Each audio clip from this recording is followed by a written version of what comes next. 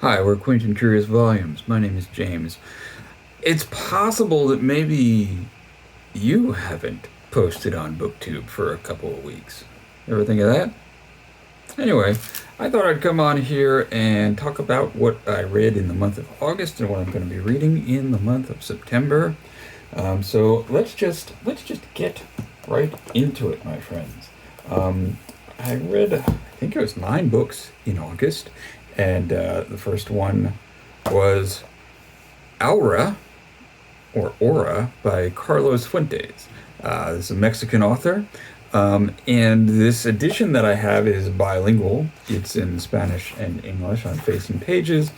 I read the English. I dipped into the Spanish a bit just to test myself because, as I've mentioned before, I'm attempting to improve my Spanish. So there you go. I read this. It's about this edition is about 140 pages total. So it's called a novel, but it's pretty short, really. It's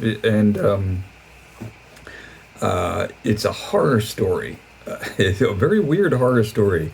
And another unusual thing about it is it's written in the second person, in the present tense. So you are doing this, you are doing that. I'll give you a little taste of it because it is pretty compelling. Let me just give you the first paragraph.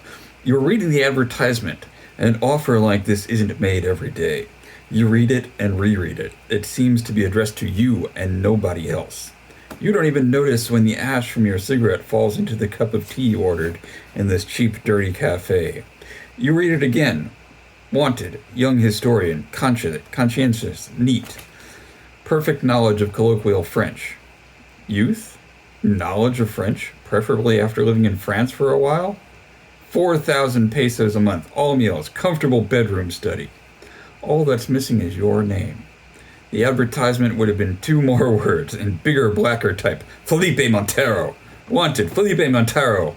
Formerly on scholarship at the Sorbonne, a historian full of useless facts, accustomed to digging among Yale documents, part-time teacher in private schools, 900 pesos a month.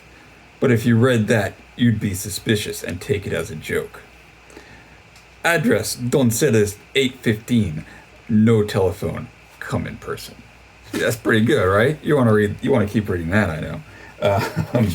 Okay, I did a review of this elsewhere on the channel. This is a book coming out in October. It's The Mind Reels by Frederik deBoer. Frederik deBoer is well known as a political commentator and author of some nonfiction books about education and about cultural politics and things of that nature. This is a short novel, his first, and it's a novel of mental illness. It is unflinching. It's highly recommended, but know what you're getting into before you start reading it because it doesn't shy away from any of the darker parts of bipolar disorder, psychotic mental illnesses. It does not romanticize.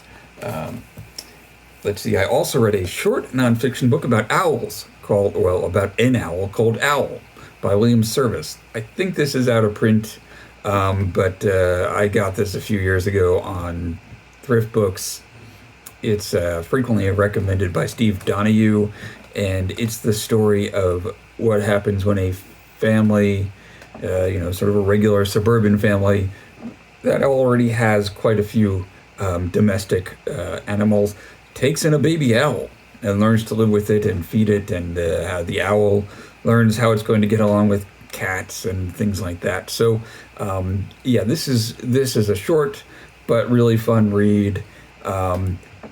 Warning that something happens in the last 2 pages that you can probably see coming. So if you don't want that, don't read those pages. But this is a really neat book about raising an owl. Let's see. Then I read. Oh, I have my list here. So I read a couple of books on my Kindle, so I don't really have anything to show you for them.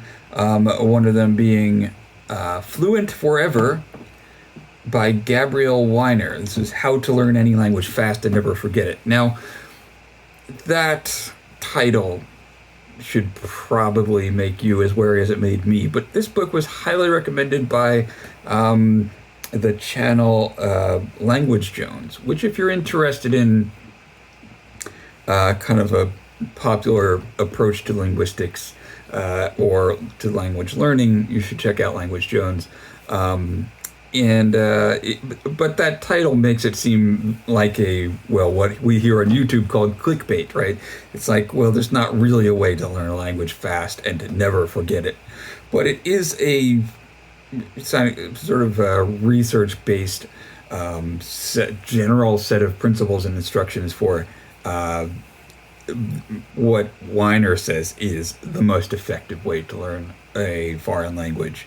And he learned himself originally as an opera singer, because opera singers, they do not necessarily know how to speak foreign languages, but they do not have to know how to pronounce very precisely foreign languages. And so he learned a number of languages for that purpose, and then started sort of applying some of these principles.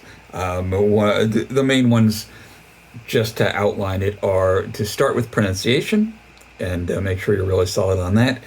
To start by learning the 625 most useful words, and he gives you a list of those, and to use spaced repetition software, which is you might know about. This is kind of an electronic version of flashcards. Popular one is called Anki, A-N-K-I, and it's free, and you can create your own flashcards with images and text, and it will sort of automate the process of reminding you at just the point when you're probably most likely to forget something. So it'll show you a card probably twice the first day that you see it. And if you once you've marked it, yes, I got this one right, it will show you the next day. And then if you mark it right on that day, it'll show it to you again 2 days later, and then 4 days. That's probably not exactly what the algorithm is, but it's something like that, and it automates that process. So I've been using that for Spanish vocabulary, and I mean, I don't know. So far it's been pretty helpful. It also, well, I'll show you that later. Another book that I read on my Kindle, and I don't think this is out yet, but I got it from NetGalley. It's The Definitions by Matt Green. And I read a book by Matt Green a couple of years ago. It was called Jewish, or it was Jewish with the ish in parentheses. Matt Green's a British author. Jewish was a nonfiction book about the life of secular Jews, and kind of a personal essay approach to it, and based on the experience of his experience in England. The Definitions is a sort of dystopian novel, not very sci-fi, not very futuristic. It's kind of a dystopian novel, maybe a small scale. Never Let Me Go is sort of what it seemed like to me. You're coming into it from the POV of a young person who is in a school where you are gradually relearning the definitions of things, because there has been maybe a virus, maybe something else that has wiped out the memories of large numbers of people. So the inmates of this school, which is kind of like a summer camp maybe near a lake, and it has benches, but the inmates of this school are relearning language through classes and through watching what you will come to understand are American TV sitcoms like Friends and things like that. It's never entirely made clear what the catastrophe was that caused people to lose their language, or maybe it is and I just missed it. It's also clear that the government that is running the school is, from our point of view, a bit on the repressive and reactionary side. I read this book over a pretty long period of time, and I think even though it's short, I kept forgetting that I was reading it. So I had it on my Kindle, and I'd read it a bit, and then I'd read something else on my Kindle, and I'm like, oh right, the definitions. I'm supposed to be reading that. So I don't. I mean, I didn't hate it, but it was kind of like, is this is dystopian, but it's also really kind of mundane. Like everything's just sort of plotting, and I don't really. These characters are kind of vague, and it's like they don't have personalities because they don't remember anything, and so they're not that interesting, and so their conflicts and their relationships are not that interesting to me. Um, I didn't get a lot out of the definitions. It wasn't bad, but yeah, that was my take on that. Let's see. I also listened to two books on audiobook. One was A Few Words in Defense of Our Country, the biography of Randy Newman by Robert Hilburn. And if you are a fan of Randy Newman, you're going to want to read this book. I love Randy Newman's songwriting, his music, his film scores are great. I mean, what I like best is his songwriting. The classic albums that he did in the 1970s, like Good Old Boys, Sail Away, yeah, and Up Through Bad Love. These are all great. If you're a fan of songwriting as I am, you probably know about Randy Newman, have an opinion about him. This is a look at his life. He was born into privilege. You know, his father was a physician. His uncles and grandparents were made good money in film scoring, so they were successful artists of all things. But and he was considered brilliant by everyone from a very early age. Things seem to come pretty easy to Randy Newman, but he has a few bumps along the road. But you don't have to have all that much struggle, as long as it's an interesting person doing interesting things. Robert Hilburn, he's not like a music scholar, so he's not really engaging with the music on a deep level, but he does get at the heart of what makes the lyrics special, and I appreciated that.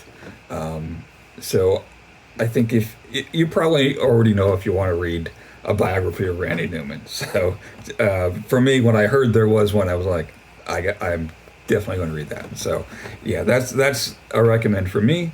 For that, I read or I listened to a novel by Rufy Thorpe called Margot's Got Money Troubles, and it was about a young woman who is she's in her, I think she's like 19 or 20 when it starts. She's going to community college. She gets seduced by her English professor. Imagine that. And gets pregnant and decides to have the baby. She does not get a lot of help from anyone around her, including the father, or from her own mother. It kind of becomes a sort of, I guess, what they now call a found family story, where she and her roommate and some OnlyFans girls that she befriends, and her previously estranged drug addict father, who moves back in with her, or moves in with her. He doesn't move back in with her because he was she didn't grow up with him as part of the family. He was kind of in and out, as they say. And the father is a professional wrestler turned wrestling manager. I guess he was in the world of this book, is part of the WWF, WWE world. So kind of a prominent figure in the world of wrestling. I don't know if you know. I don't think you had to know a lot about wrestling to get the wrestling stuff. I don't. I mean, I watched WWF when I was in junior high and high school, but I don't really follow it. But it was pretty interesting as a kind of slice of life novel. And if you're interested in that, give it a try. I recommend this book. Well, I'm supposed to do a review of this, and I don't know if I'm going to write one or do one on this channel, but I will do one or the other. the Tourist Guide to Lost Yiddish New York City. As you can probably guess, not really a tourist book, not a, Lonely Planet kind of guidebook, but a series of short essays on different Yiddish cultural institutions. Some of them still survive. Katz's Delicatessen, for example, the Second Avenue Delicatessen, no longer in its original. But anyway, and a lot more of them are no longer in business. But as a piece of New York history, as a piece of Jewish history, really interesting. And there's a section on music. The author of this, Henry Saposnik, wrote probably the best book on klezmer music, which was klezmer, Jewish music from Old World to Our World, and that was in the 90s. But anyway, is a good author. A lot of great original research in here. He knows he's fluent. Well, he grew up speaking Yiddish, so he's able to access the sources, the source material that most scholars cannot anymore. But so you probably, like the Randy Newman book, you probably know from the title if you're interested in this or not. And if you are interested, I recommend it. Let's see. I had one more book that I read in the month of August, which was, the first part of this. That was Miss Lonely Hearts by Nathaniel West. It's a short novel. I looked on the Wikipedia for Miss Lonely Hearts, and it said that the length in the original edition was like 250 pages. And in this new edition's reissue, it's like 58 pages. So I guess they printed things a little different back in the 30s. But yeah, this is a set of two short novels by Nathaniel West. I'm going to talk about The Day of the Locust because I just finished that this morning. That was a buddy read with Randy Ray, and I think we're going to do a video together on that. But Miss Lonely Hearts, the first part of this, is about a newspaper writer in the 30s. It seems like he's in New York City, and his job is to write an advice column called Miss Lonely Hearts. So the main character is only referred to by that name, Miss Lonely Hearts, even though it is clearly a man. And you get a lot of these letters that come into him, and they're heartbreaking. They're like almost comically heartbreaking. And he starts to take on the pain of all these people and tries to find some way to deal with it, to exorcise it. And he has this. His editor is a guy named Shrike, who just comes around and torments him sometimes. But Miss Lonely Hearts is also having an affair with Shrike's wife, sort of. And then he has it's a very strange book. And short, it's a real bummer. It's funny, kind of, but dark funny. Black humor, to say it again. Let me read you one of these letters. Here's from the start of this book. Dear Miss Lonely Hearts, I'm 16 years old now, and I don't know what to do, and would appreciate it if you could tell me what to do. When I was a little girl, it was not so bad because I got used to the kids on the block making fun of me. But now I would like to have boyfriends like the other girls and go out on Saturday nights, but no boy will take me because I was born without a nose. Although I am a good dancer and have a nice shape and my father buys me pretty clothes. I sit and look at myself all day and cry. I have a big hole in the middle of my face that scares people, even myself, so I can't blame the boys for not wanting to take me out. My mother loves me, but she cries terrible when she looks at me. What did I do to deserve such a terrible bad fate? Exactly. Even if I did do some bad things, I didn't do any before I was a year old, and I was born this way. I asked Papa, and he says he doesn't know.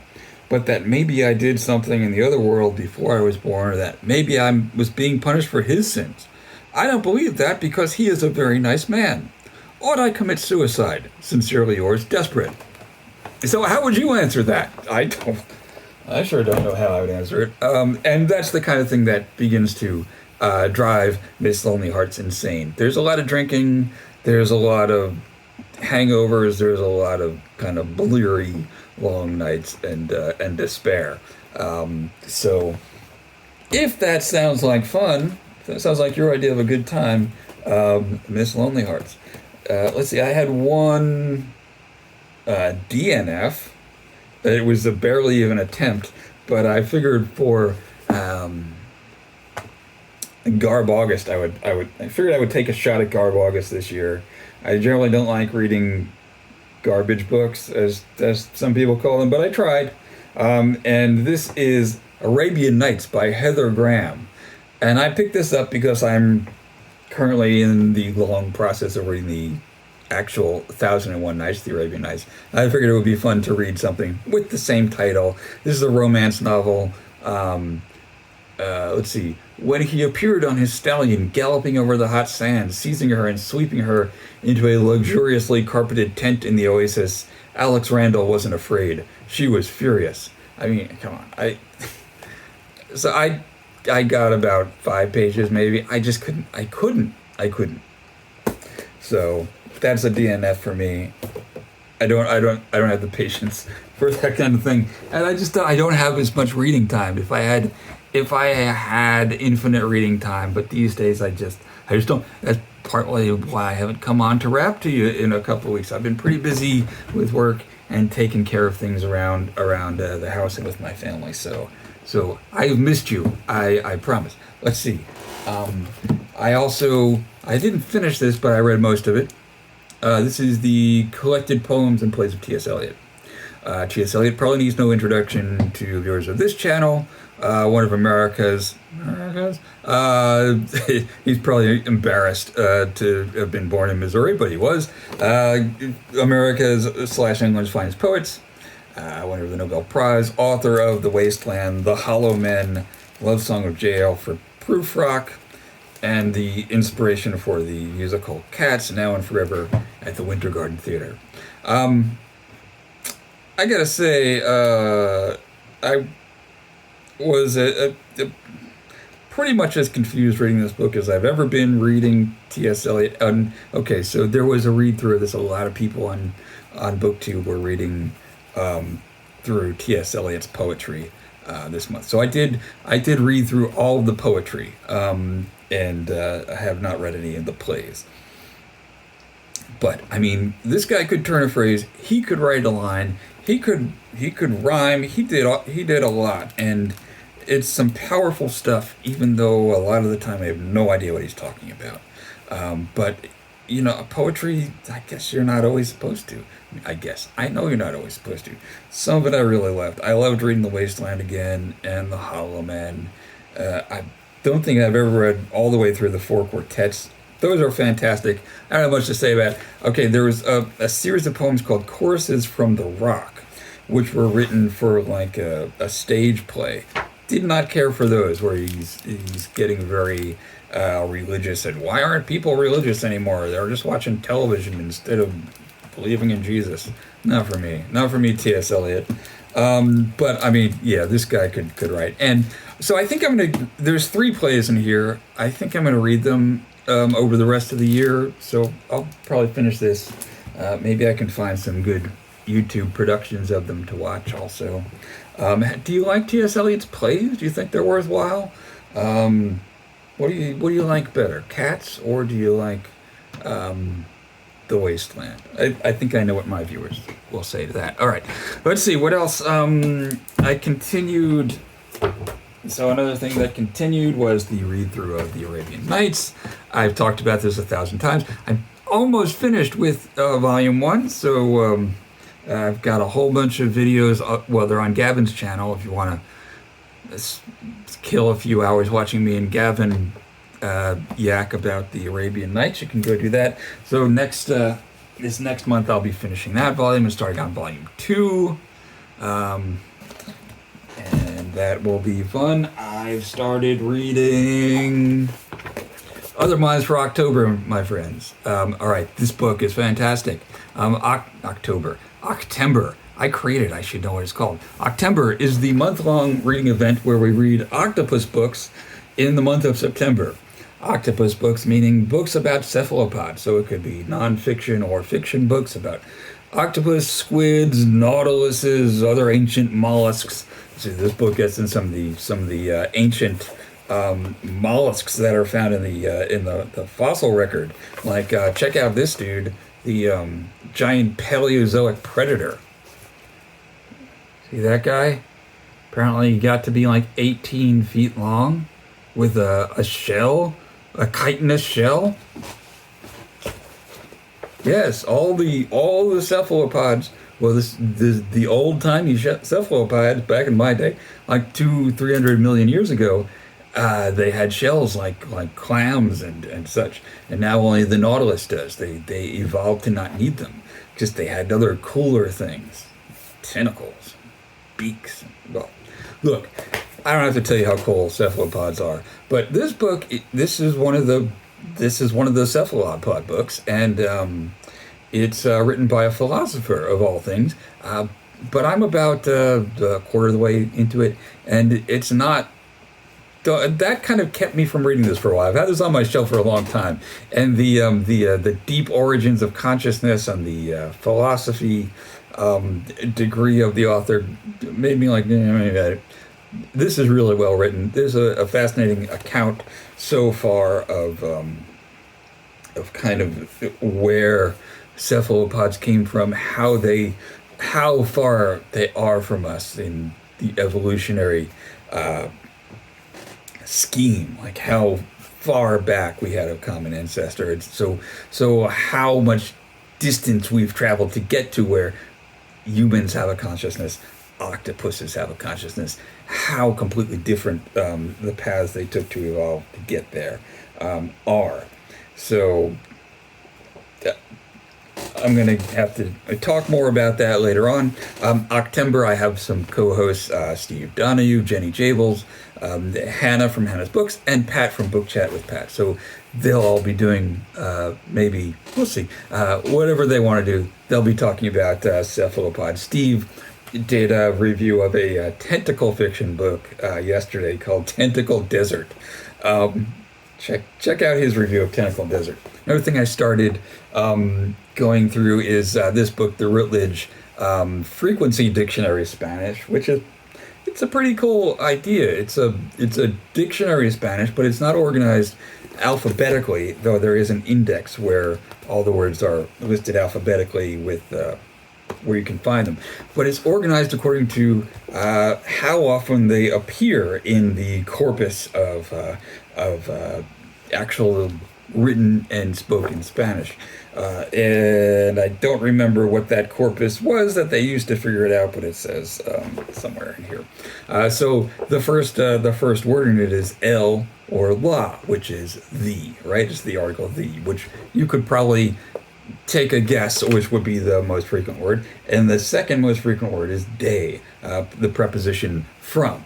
And it gives you a sample sentence and proceeds from there through the most frequently used 5,000 words in Spanish. So this is great. And I'm going through it and putting these words into my Anki deck, which I talked about earlier, the spaced repetition software. So this is a pretty cool book that I don't know, probably not that interesting to most people. What else I'm going to be reading? I'm going to be reading a bunch of other books about cephalopods, and like I said, I finished reading The Day of the Locust, and it starts out a little bit funnier than Miss Lonely Hearts, but it catches up in the darkness department by the end, believe me. So I'll talk more about that in probably in another video. Those are my plans.